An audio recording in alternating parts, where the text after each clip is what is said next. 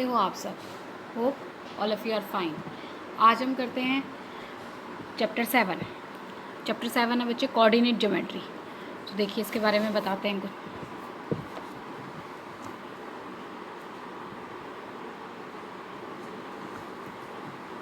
Coordinate geometry, ये हमारे chapter का नाम है बच्चे, चैप्टर 7।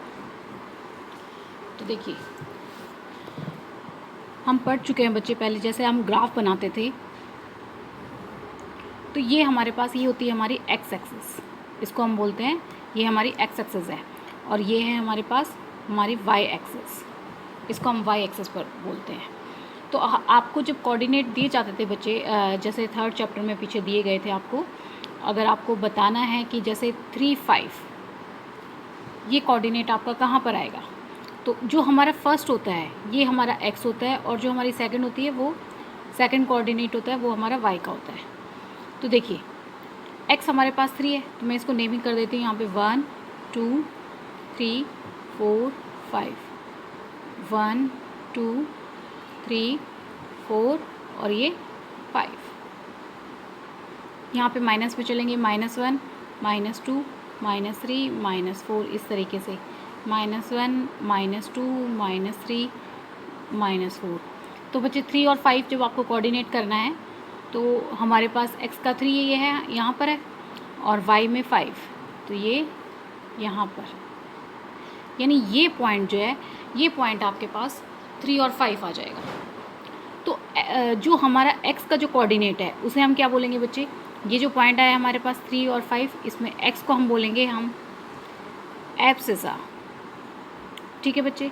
और जो y का कोऑर्डिनेट होता है उसे हम बोलते हैं ऑर्डिनेट, उसे हम बोलते हैं बच्चे ऑर्डिनेट, ठीक है। तो x का एब्सिसा और y का ऑर्डिनेट, ठीक है बच्चे। अगर इनमें से कोई भी पॉइंट, अगर मैं आपको बोलती हूँ जिस तरीके से 3 0, तो यहाँ पर y हमारा 0 है, तो x एक्सिस पे देखिए 3 यहाँ पर है, और y तो 0 है ही, तो वो ऊपर जाएगा ही नहीं क्योंकि y 0, ये जो ओरिजिन पॉइंट होता है यहाँ पर आपके 0 0 होते हैं दोनों x y, तो यहाँ पर आपका ये पॉइंट x एक्सिस पर आएगा। जब भी आपके पास x एक्सिस पर कोई पॉइंट होगा, इसका मतलब समझ लो आप y आपका पास 0 है, और अगर y एक्सिस पर कोई पॉइंट होगा तो इसका मतलब x 0 है। अगर मैं y पे पॉइंट लूँ यहाँ पर 4, तो ये आपके पास हो जाएगा 0 4, यहाँ पर x एक्सिस 0 हो जाएगा, और अगर यहाँ पर हम लेते हैं तो ये कितना हो जाएगा 3 0, यहाँ पर y हमारा 0 है, ठीक है बच्चे। चलिए अब देखिए एक बात और, अगर मुझे डिस्टेंस निकालना है, मान लीजिए ये पॉइंट हमने ले लिया यहाँ पर 0 4 को A पॉइंट, और इस पॉइंट को हमने ले लिया B, यहाँ से यहाँ तक का डिस्टेंस अगर आपने निकालना है तो हम इसको कैसे निकाल सकते हैं। अभी तो मैंने आपको बता दिया कि जैसे 0 4 है, और तो मैं आपको मान के चलते हैं हम यहाँ पर ये x1 y1 ये इसके कोऑर्डिनेट है, और इसके कोऑर्डिनेट हैं आपके पास बच्चे, तो अलग से दिखाती हूँ मैं आपको। जैसे मान लीजिए, तो देखिए बच्चे इसको अलग से दिखाते हैं। मान लीजिए यहाँ पे कोई एक पॉइंट आपके पास ये है, एक पॉइंट ये है, इसको हम नाम दे देते हैं P, इसको नाम देते हैं Q। इसके कोऑर्डिनेट हम ले लेते हैं x1 y1, यानी कुछ भी हो सकता है 2 3 5 6 0 5, कुछ भी। हम यहाँ पर मैं इसलिए x1 y1 ले रही हूँ, यहाँ पर x2 y2 ये हमारे कोऑर्डिनेट है बच्चे। तो जब मुझे PQ का डिस्टेंस निकालना है तो हम क्या फॉर्मूला अप्लाई करेंगे बच्चे, यहाँ पर डिस्टेंस फार्मूला, डिस्टेंस फार्मूला। तो डिस्टेंस फार्मूले में कैसे करना है बच्चे, देखिए जैसे पी क्यू का हम डिस्टेंस निकाल रहे हैं, तो P Q is equal to square root हो जाएगा बच्चे। इसमें क्या होता है, आप किसी को भी ले लो, जैसे x2 माइनस x1, पहले सिर्फ आपको x के कोऑर्डिनेट ही लेने हैं, तो x2 माइनस में x1 का होल स्क्वायर, फिर यहाँ पर बीच में प्लस, अब आ जाएगा y2 minus y1, y2 minus y1 का होल स्क्वायर, ये आपके पास डिस्टेंस फार्मूला है, ठीक है बच्चे। मान लीजिए जैसे यहाँ पर ये ग्राफ होता है, ये पॉइंट जो होता है ये ओरिजिन पॉइंट हम इसको बोलते हैं, यहाँ पर हमारे एक्स वाई के कोऑर्डिनेट 0 0 होते हैं। अगर यहाँ पर कोई पॉइंट है, इस पॉइंट को हम ले लेते हैं x और y, ठीक है बच्चे, तो ये आपको डिस्टेंस अगर अप्लाई करना है यहाँ पर डिस्टेंस फार्मूला, तो हम इसको नेमिंग कर देते हैं। ये ए है हमारे पास, ये बी है। तो यहाँ पर ए बी का डिस्टेंस फार्मूला क्या हो जाएगा बच्चे, एक्स है हमारे पास, एक्स माइनस यहाँ पर एक्स कितना है, एक्स की वैल्यू क्या है 0, तो एक्स माइनस 0 का होल स्क्वायर प्लस में यहाँ से अब चलते हैं वाई माइनस 0 इसका भी होल स्क्वायर, तो यहाँ पे क्या आ जाएगा, ये आ गया एक्स स्क्वायर प्लस में वाई स्क्वायर, क्योंकि 0 का तो स्क्वायर कुछ होगा नहीं, 0 तो 0 रहेगी। तो इसीलिए अब आपके पास जब भी ओरिजिन पॉइंट से अगर आपको वैल्यू निकालनी है तो आपके पास X square plus Y square, यही आपका डिस्टेंस फार्मूला अप्लाई होगा। ठीक है बच्चे, अब देखिए next,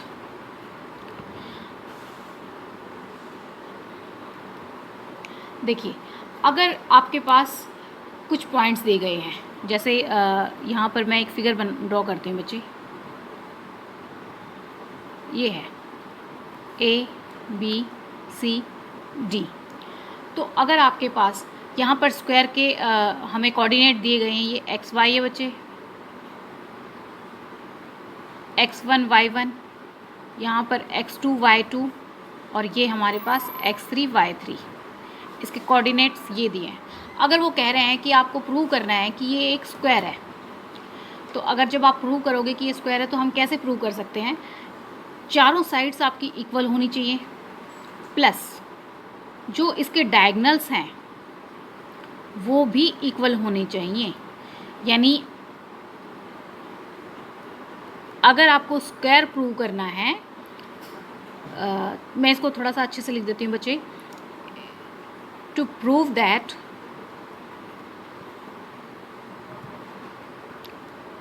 given figure is a square, तो आपको क्या क्या करना पड़ेगा, that the four sides are equal and diagonals are also equal. Diagonals are also equal. ठीक है बच्चे, यानी हमें डायगनल्स भी इक्वल करके ही दिखाने होंगे अगर आपको स्क्वायर प्रूव करना है। तो जब भी आपको स्क्वायर प्रूव करना है तो उसकी चारों साइड्स, क्योंकि स्क्वायर की चारों साइड्स इक्वल होती हैं और उसके डायगनल्स भी इक्वल होते हैं, तो इसीलिए आपको सारे ये चीज़ें आपको इक्वल करके दिखानी पड़ेगी। तो हर एक चीज़ में आपको डिस्टेंस फार्मूला लगाना पड़ेगा, यानी पहले ए बी का डिस्टेंस फार्मूला लगाना, फिर बी सी का, फिर सी डी का और फिर डी ए का, प्लस क्या हो जाएगा, A C is equal to B D. अगर ये कंडीशन फॉलो करते हैं आपके कोऑर्डिनेट्स, तो इसका मतलब ये एक स्क्वायर है। ठीक है बच्चे, अगर आपको एक और फिगर दिखाती हूँ मैं आपको, जैसे हमारे पास ये फिगर है बच्चे ए बी सी डी, तो इसमें हम पॉइंट्स ले लेते हैं एक्स वाई, x1 y1, यहाँ से है x2 y2 और ये पॉइंट है हमारे x3 y3। ठीक है बच्चे, अगर आपको प्रूव करना है, to prove that given figure is a rhombus, अगर आपको रोम्बस प्रूव करने के लिए बोला गया है तो आपको सिर्फ चारों साइड्स ही इक्वल करके दिखानी पड़ेगी। तो हम कैसे बोलेंगे, that the four sides are equal, यानी आपको करके दिखाना पड़ेगा A B is equal to B C is equal to C D is equal to D A, और ये चारों साइड्स जो हैं वो इक्वल आनी चाहिए, तभी ये रोम्बस होगा। अगर इसमें कोई भी साइड आपकी इक्वल नहीं आती है, इट मीन्स ये रोम्बस नहीं है। ठीक है बच्चे, अब देखिए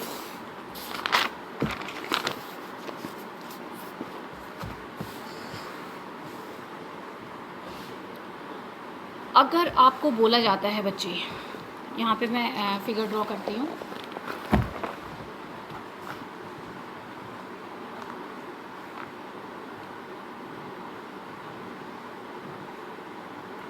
ये A B C D.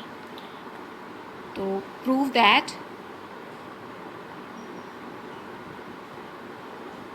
that the given figure is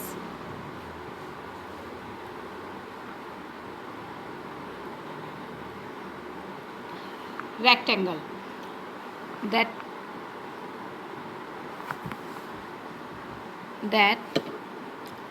opposite sides are equal and diagonals are also equal.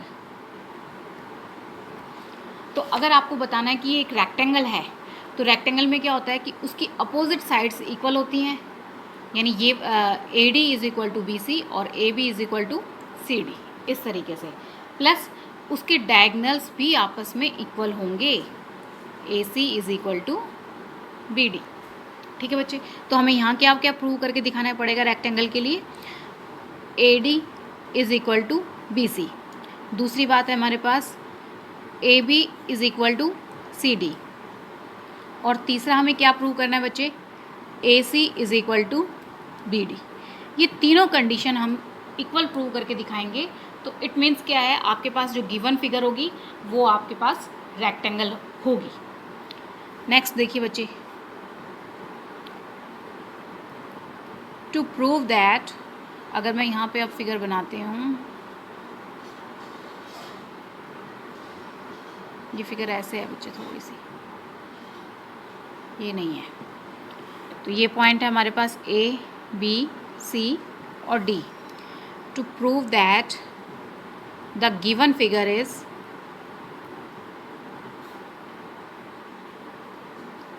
क्या है, पैरेललोग्राम. तो पैरेललोग्राम प्रूव करने के लिए हमें क्या करना पड़ेगा, that the opposite sides are equal. तो उस वक्त सिर्फ आपके अपोजिट साइड्स अगर इक्वल होगी तो इट मीन्स वो एक पैरेललोग्राम है. ठीक है बच्चे, तो ये आपका अभी तक जो हमारा डिस्टेंस फार्मूला था, आपको अगर डिस्टेंस फार्मूला मैंने बता दिया और कैसे कैसे प्रूव करना है वो बातें बता दी हैं. अब देखिए उसके अलावा हमारे पास कौन सा फार्मूला आएगा, यहाँ पर एक फार्मूला आएगा बच्चे, सेक्शन फार्मूला. तो सेक्शन फार्मूला क्या होता है, देखिए जैसे आपके पास यहाँ पर ये दो पॉइंट्स हैं P, Q, ये बीच में पॉइंट एक कोई R है. ठीक है बच्चे, हम इसके कोऑर्डिनेट ले लेते हैं. इसके P के कोऑर्डिनेट है x1 y1 और Q के कोऑर्डिनेट है x2 y2. ठीक है बच्चे, हमें R पॉइंट निकालना है, तो R के कोऑर्डिनेट हम यहाँ पर xy मान लेते हैं. इसको हम ले लेते हैं m1 और इसको हम ले लेते हैं m2. यहाँ से यहाँ तक का ये m1 हो गया और ये वाला पोर्शन m2.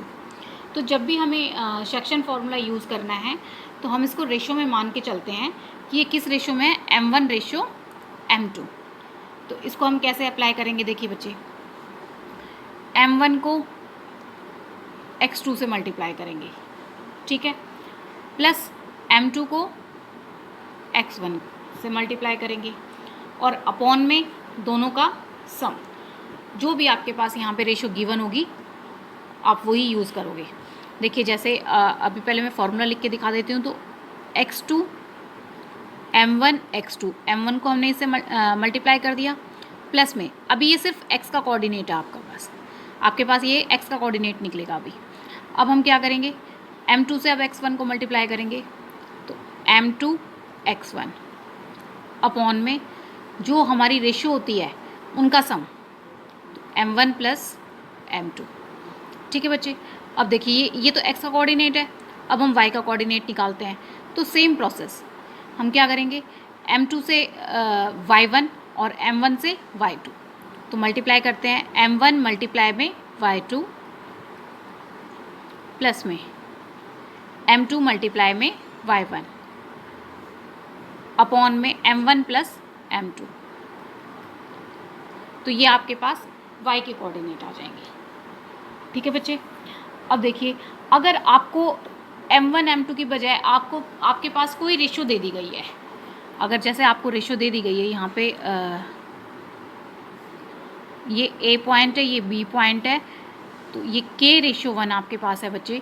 इसी के कोऑर्डिनेट आपको निकालने हैं। तो इसके कोऑर्डिनेट हम ले लेते हैं x1 y1, इसके कोऑर्डिनेट x2 y2 और इसके कोऑर्डिनेट है हमारे पास C पॉइंट के वो xy। तो जब हम K/1 में इसको अगर आप डिवाइड करोगे तो K से जाएगा x2 पे, यानी इस वाले पोर्शन का है 1, तो इस वाले पोर्शन से इसको मल्टीप्लाई नहीं करेंगे, हम K को यहाँ मल्टीप्लाई करेंगे और 1 को यहाँ पर। तो देखिए K को x2 से, K(x2) यहाँ पर x का कोऑर्डिनेट क्या निकलेगा आपके पास, प्लस में 1 को x1 से मल्टीप्लाई करेंगे तो x1 अपॉन में जो रेशियो होती है उसका सम K+1। अब y का कोऑर्डिनेट निकालेंगे, तो y के कोऑर्डिनेट के लिए K(y2) प्लस में 1 को y1 से मल्टीप्लाई करेंगे तो y1 अपॉन में K+1। तो ये हमारे पास C के कोऑर्डिनेट आ जाएंगे। ये x और y जो है वो हमने C माना हुआ है, तो C के कोऑर्डिनेट हमारे पास क्या हो जाएंगे, ये हो जाएंगे बच्चे। ठीक है, उसके अलावा एक फार्मूला और आएगा बच्चे, ये क्या होगा हमारे पास, find area of triangle. Area of triangle, तो देखिए जब आपको एरिया ऑफ ट्रायंगल कैसे फाइंड आउट निकालना है, तो उसके लिए फॉर्मूला है आपके पास हाफ।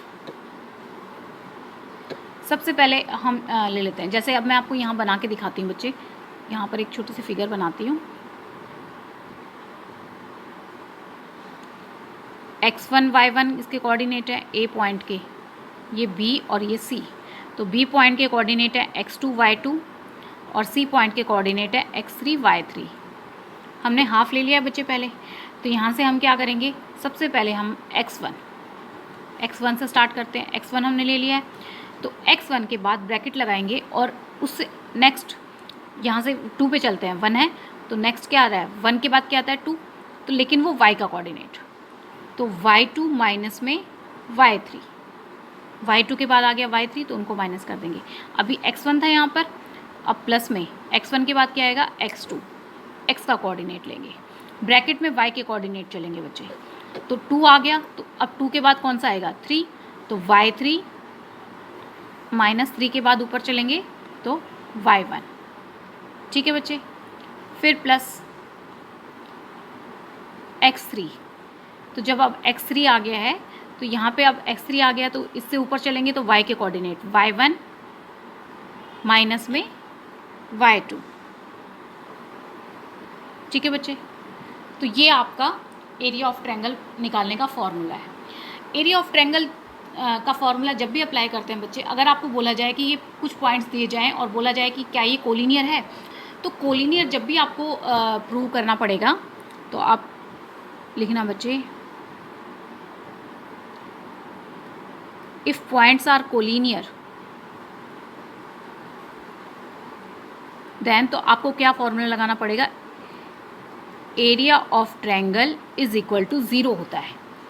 अगर आपके पॉइंट्स कोलिनियर होते हैं तो आपके पास एरिया ऑफ ट्रायंगल जो है वो हमेशा 0 के इक्वल होगा। तो यहाँ पर आप एरिया ऑफ ट्रायंगल का फॉर्मूला ऐसे लिख सकते हो जो हमने अभी ऊपर बनाया है बच्चे, हाफ x1 y2 माइनस में y3 प्लस में x2, तो y3 माइनस में y1 प्लस में x3, तो यहाँ से आपके पास आ जाएगा y3 है बेटा, तो y1 माइनस में y2 इज इक्वल टू 0, उसे हम 0 के इक्वल। अब यहाँ पर वैल्यूज़ पुट हो जाएंगी, उसको सॉल्व करोगे तो इस तरीके से आपको निकल सकता है कि वो कोलिनियर पॉइंट्स है नहीं। अगर वो 0 आता है टोटल, तो इसका मतलब वो आपके पॉइंट्स जो हैं वो कोलिनियर है। ठीक है बच्चे, अब देखिए एक फॉर्मूला और भी है बच्चे, mid point formula. Mid point, जब आपके पास अगर ये पॉइंट्स हैं ए और बी, तो ए और बी के हम देखें पॉइंट्स, तो x1 y1 यहाँ से है हमारे पास x2 y2, हमें ये बीच में C पॉइंट निकालना है और ये हमारा मिड पॉइंट है। तो जब भी आपको, तो C के कोऑर्डिनेट्स क्या होंगे बच्चे, x y हम कैसे निकालेंगे, देखिए x का कोऑर्डिनेट हम निकालेंगे x1 प्लस में x2 अपॉन में 2, यानी x के कोऑर्डिनेट को प्लस करके अपॉन में 2, और y का कोऑर्डिनेट हम निकालेंगे तो y1 प्लस में y2 अपॉन में 2, यानी y1 प्लस में y2 अपॉन में 2। तो ये आपके मिड पॉइंट्स निकल कर आएंगे बच्चे। ठीक है बच्चे। अब देखिए एक और बात, अगर आपको सेंट्रॉयड निकालना है ट्रायंगल का, तो जैसे अब ये है यहाँ पर ये आपके पास ए बी सी, सेंट्रॉयड होता है जो सभी वर्टिसेस से इसके बीच का ये वाला कोऑर्डिनेट अगर आपको निकालना है तो ये हम कैसे निकाल सकते हैं बच्चे, इसमें हम लिख देते हैं coordinate of centroid, coordinate of centroid हम कैसे निकाल सकते हैं। इस पॉइंट को मैं नाम दे देती हूँ डी, यानी डी के। तो इसमें x का डी पॉइंट हमारे पास क्या है, ये एक्स वाई हम इसे ले लेते हैं। तो x का कोऑर्डिनेट हम कैसे निकालेंगे बच्चे, x1 plus x2 plus x3 upon में 3, और y का कोऑर्डिनेट हम कैसे निकालेंगे, तो y1 प्लस y2 प्लस में y3 अपॉन में 3। तो जिसका भी आपको कोऑर्डिनेट निकालना है उनके अगर आपको x का कोऑर्डिनेट निकालना है सेंट्रॉयड के लिए, तो सारे x के जो कोफिशिएंट है आपको, या x का जो एब्सिसा है आपको उनको प्लस करना है, और y के ऑर्डिनेट को प्लस करना है, तो y का कोऑर्डिनेट निकल जाएगा। ठीक है बच्चे। तो ये हमारा इंट्रोडक्शन है। अगर आपको मेरी वीडियो पसंद आई हो तो इसे लाइक करें, शेयर करें, सब्सक्राइब करें और बेल आइकन प्रेस करना ना भूलें। आपकी कोई भी क्वेरी हो तो आप कमेंट बॉक्स में जाके कमेंट कर सकते हैं। Thank you for watching my video.